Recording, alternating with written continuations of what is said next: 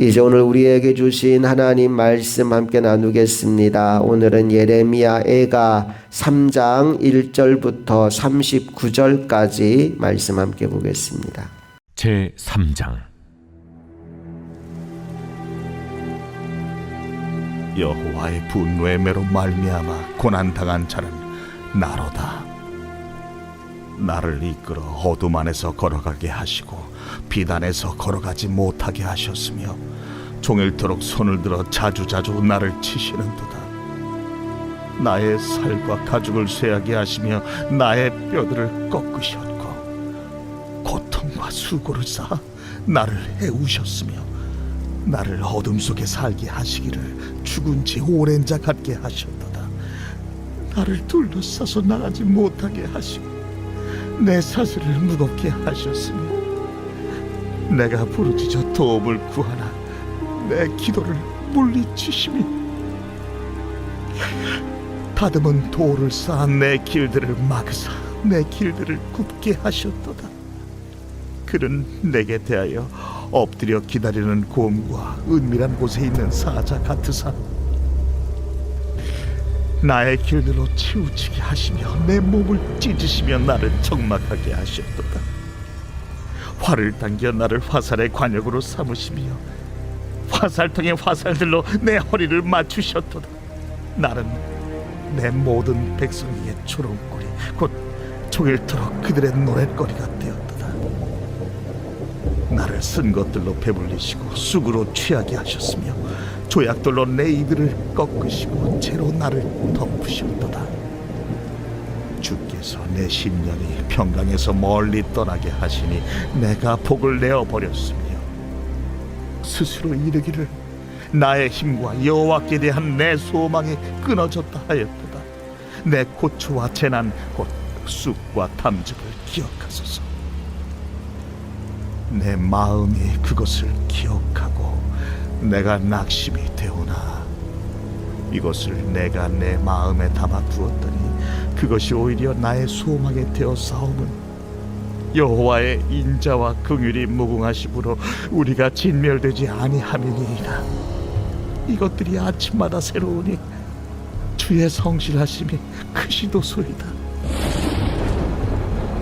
내 심령에 이르기를 여호와는 나의 기업이시니 그러므로 내가 그를 바라리라 하도다. 기다리는 자들에게나 구하는 영혼들에게 여호와는 선하시도다. 사람이 여호와의 구원을 바라고 잠잠히 기다림이 좋도다. 사람은 젊었을 때에 멍에를 매는 것이 좋으니 혼자 앉아서 잠잠할 것은 주께서 그것을 그에게 메우셨습니다. 그대의 입을 땅에 티끌에 댈지어다. 혹시 소망이 있을지로다. 자기를 치는 자에게 뺨을 돌려대어 치욕으로 베풀릴지어다. 이는 주께서 영원하도록 버리지 아니하실 것임이며 그가 비록 근심하게 하시나 그의 풍부한 인자하심에 따라 긍휼히 여기실 것임이라. 주께서 인생으로 고생하게 하시며 근심하게 하심은 본심이 아니시로다. 세상에 있는 모든 갇힌 자들을 발로 밟는 것과 지존자의 얼굴 앞에서 사람의 재판을 굽게 하는 것과 사람의 송사를 억울하게 하는 것은 다 주께서 기쁘게 보시는 것이 아니로다. 주의 명령이 아니면 누가 이것을 능히 말하여 이루게 할 수 있으랴. 화와 복이 지존자의 입으로부터 나오지 아니하느냐. 살아있는 사람은 자기 죄들 때문에 벌을 받나니 어찌 원망하랴. 예레미야 예가는 크게 두 부분으로 나누어 볼 수 있습니다. 첫 번째 부분은 예레미야가 당한 절망과 하나님이 주시는 미래의 소망에 관한 메시지로 오늘 우리가 읽은 1절부터 39절까지 말씀입니다. 두 번째 부분은 40절부터 66절까지 내용인데 예레미야의 회개의 기도와 하나님의 구원을 간구하는 내용이 후반부에 나오고 있습니다. 그래서 오늘 우리가 읽은 본문의 핵심 주제는 절망에서 소망으로입니다. 한번 따라해 볼까요? 절망에서 소망으로.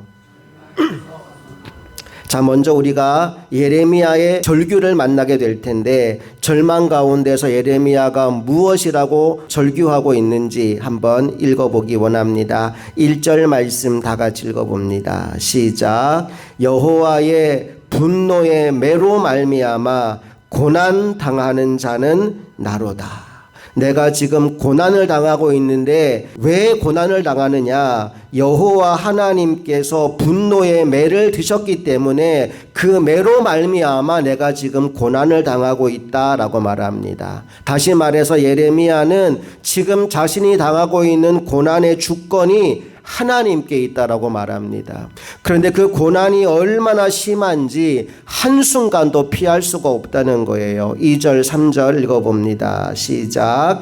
나를 이끌어 어둠 안에서 걸어가게 하시고 빛 안에서 걸어가지 못하게 하셨으며 종일토록 손을 들어 자주 나를 치시는도다. 나를 끌고 가는데 어둠 속에 걸어가게 만들고 하루 종일 손을 들고 자주 나를 때리신다라고 말씀합니다. 그러니 그 삶 가운데 평강도 없고 기쁨도 없고 큰 고통만 있는 겁니다. 얼마나 고통스러운지 그 고통을 말로 표현할 수가 없다라는 이야기를 하지요. 4절부터 6절까지 읽어봅니다. 시작. 나의 살과 가죽을 쇠하게 하시며 나의 뼈들을 꺾으셨고 고통과 수고를 쌓아 나를 애우셨으며 나를 어둠 속에 살게 하시기를 죽은 지 오랜 자 같게 하셨도다. 죽은 것과 다름없는 삶을 살게 하신 거예요. 그래서 하나님께 나 좀 도와달라고 하나님의 도움을 구하며 기도도 해보는데 하나님이 그 기도까지도 물리치시더라라고 얘기합니다. 8절 시작. 내가 부르짖어 도움을 구하나 내 기도를 물리치시며. 그러니 어떤 기분까지 드느냐 하면 하나님이 마치 나를 관역으로 삼아서 나를 향해 화살을 막 쏘아대는 그런 기분까지 드는 겁니다. 12절 13절 읽어봅니다. 시작. 활을 당겨 나를 화살의 관역으로 삼으시며 화살통의 화살들로 내 허리를 맞추셨도다. 상황이 이 지경이 되니까 평강도 없고 살 소망도 없다라고 17절과 18절에 노래합니다. 17절 18절 읽어봅니다. 시작. 주께서 내 심령이 평강에서 멀리 떠나게 하시니 내가 복을 내어 버렸으며 스스로 이르기를 나의 힘과 여호와께 대한 내 소망이 끊어졌다 하였도다. 만약에 오늘 본문 말씀이 여기서 끝나버렸다면 얼마나 슬프고 안타까운 일이겠습니까? 그런데 19절 이하의 말씀에서 이 모든 상황을 뒤집어 엎을 만한 소망의 메시지가 들려옵니다. 먼저 19절과 20절 말씀을 읽어봅니다. 시작. 내 고초와 재난 곧 쑥과 담즙을 기억하소서. 내 마음이 그것을 기억하고 내가 낙심이 되오나. 자, 기억이라는 말에 주목하십시오. 첫 번째 기억이 떠오르는데 무슨 기억이냐? 고초와 재난의 기억입니다. 그 기억은 생각만 해도 낙심이 몰려온다라고 얘기합니다. 자, 그런데 오늘 예레미야에게 그 기억만 있는 게 아닙니다. 또 다른 기억이 있어요. 21절 22절 함께 읽어봅니다. 시작. 이것을 내가 내 마음에 담아 두었더니 그것이 오히려 나의 소망이 되었사옴은 여호와의 인자와 긍휼이 무궁하심으로 우리가 진멸되지 아니함이니이다. 예레미야에게 또 다른 기억이 있는데 그 기억이 뭐냐? 여호와 하나님의 인자와 긍휼하심에 대한 기억이에요. 그 기억이 예레미야로 하여금 소망을 품게 만드는 겁니다. 지금 자신이 당하고 있는 현실만 바라보면 절망적이에요. 아무런 희망이 없어 보여요. 그런데 문득 그의 머릿속으로 기억이 스쳐 지나가는데 여호와 하나님의 인자하심과 긍휼에 대한 기억이 떠오르는 겁니다. 그 기억이 떠오르니까 무엇이 생기느냐? 소망이 생기더라는 겁니다.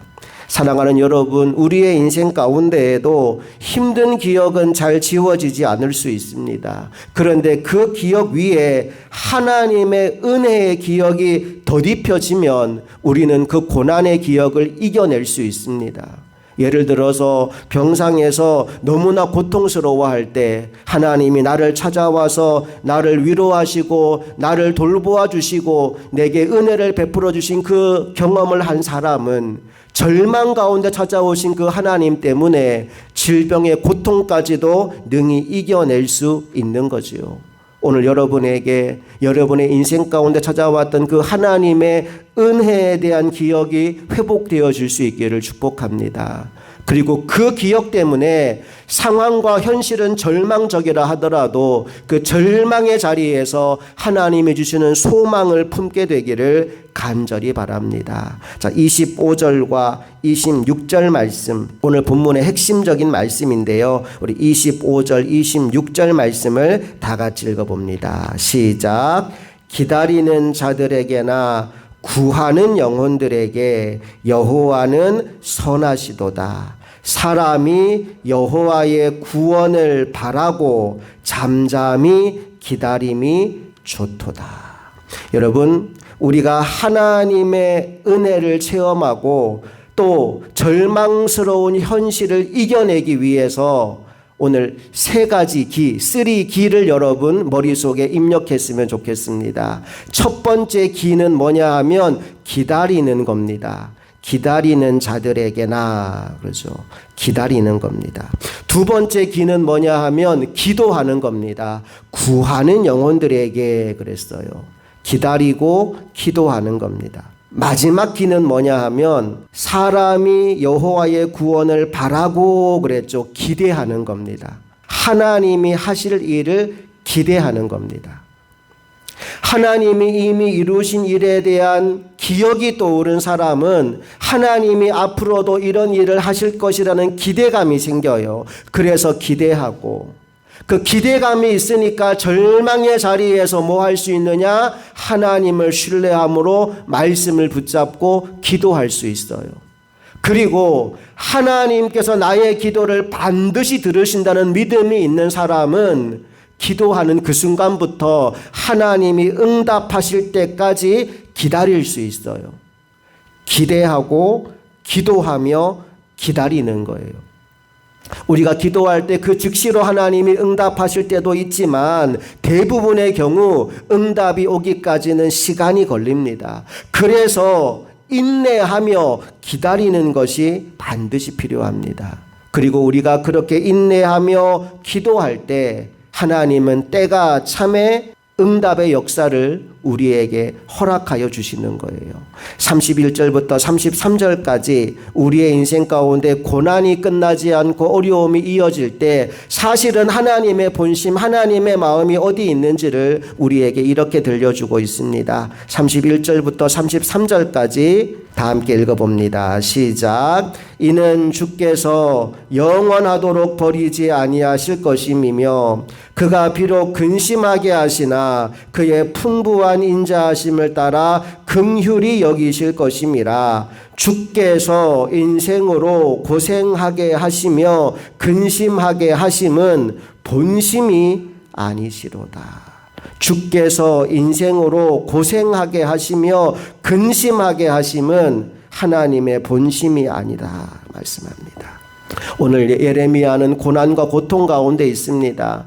하나님이 나를 그냥 표적 삼아서 화살을 쏘아대며 잠시도 쉬지 못하게 괴롭히는 마음이 듭니다. 그런데 그 절망의 상황 속에서 무엇을 떠올리느냐? 하나님은 원래 그런 분이 아니시지. 하나님은 내게 인자를 베푸시고 긍휼을 베푸시는 분이시지. 그런데 그 하나님이 오늘 나에게 이 고난을 주었다면 하나님께서 하실 일이 있겠구나. 하나님이 오늘 나를 통해 뭔가 새로운 일을 이루시겠구나. 그 마음으로 기대하는 겁니다. 그 마음으로 기도하는 겁니다. 그 마음으로 하나님의 때를 기다리는 겁니다. 여러분, 오늘도 우리를 향한 하나님의 본심은 우리를 고생하게 하고 근심하게 하는 게 아닙니다. 오히려 우리에게 평안과 소망을 주시는 것이 하나님의 계획이요 하나님의 본심입니다. 그러므로 우리의 인생 가운데 아무리 절망적인 상황을 만났다 하더라도 오늘 믿음으로 쓰리 길을 하는 저와 여러분 모두가 되기를 원합니다. 한번 따라할까요? 기대하고 기다리며 기도하자.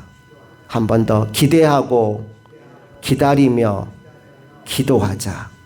우리 인생 가운데 하나님이 하실 일을 기대하고 하나님의 때가 올 때까지 기다리며 포기하지 않고 기도하는 저와 여러분 모두가 될 수 있기를 간절히 소망합니다. 함께 기도하겠습니다. 좋으신 아버지 하나님, 은혜와 사랑을 감사드립니다. 오늘 예레미야를 통하여 우리 인생 가운데 절망이 찾아올 때 우리가 무엇을 해야 하는지를 배우게 하시니 감사합니다. 예레미야가 그 인생 가운데 너무나 괴롭고 힘든 현실을 만났습니다. 그러나 그때 절망의 자리에 주저앉아 있지 않고 하나님이 하신 일을 기억합니다. 그리고 앞으로도 하나님이 하신 일을 기대하는 마음으로 기도하고 하나님의 때를 기다렸습니다. 기다리는 자들에게나 구하는 영혼들에게 선하신 하나님, 그 하나님의 구원을 바라보며 기다림의 시간을 가졌습니다. 그리고 마침내 하나님이 주시는 소망의 미래를 바라보고 하나님께 영광을 돌리는 자리에 예레미야가 서게 됩니다. 오늘 우리도 이 복을 누리게 되기를 원합니다. 인생의 현실이 어둡고 절망적이라 할지라도 포기하지 않게 하여 주시옵소서. 기도하고 기다리며 주님의 때까지 인내하게 하여 주셔서 마침내 우리에게 주고자 하신 하나님의 소망의 미래를 나의 것으로 경험하는 우리 모두가 되기를 간절히 소망하며 우리 주 예수 그리스도의 이름으로 기도합니다. 아멘.